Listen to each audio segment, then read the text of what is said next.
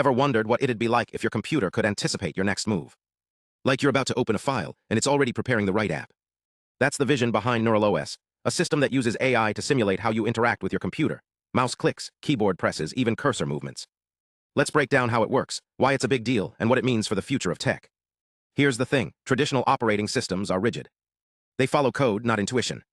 But NeuralOS is different. It's like teaching a robot to navigate a maze by letting it explore and learn from its own mistakes. At its core, NeuralOS uses two AI architectures working in tandem.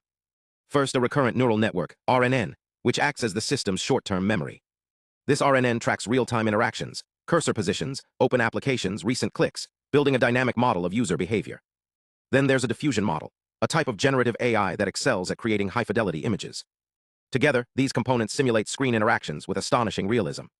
But here's the twist, training this system wasn't straightforward. Researchers didn't just rely on real user data.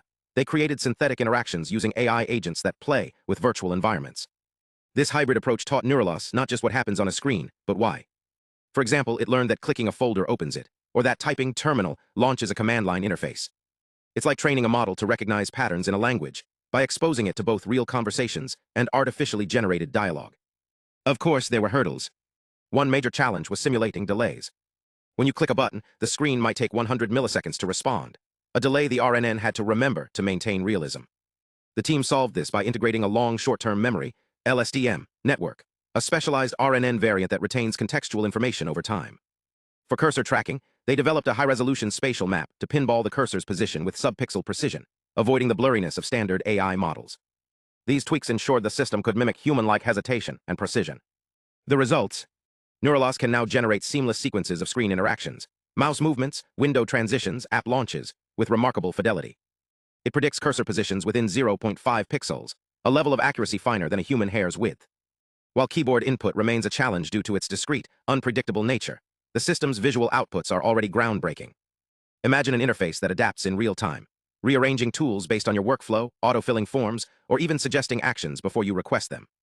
This isn't just better software, it's a paradigm shift in human-computer symbiosis. What's next? Researchers are exploring applications beyond traditional computing. Think interactive movies that respond to your gaze, apps that blend AR and VR seamlessly, or interfaces that evolve with your cognitive load. The underlying tech could also revolutionize accessibility, enabling users with motor impairments to interact with systems through predictive gestures.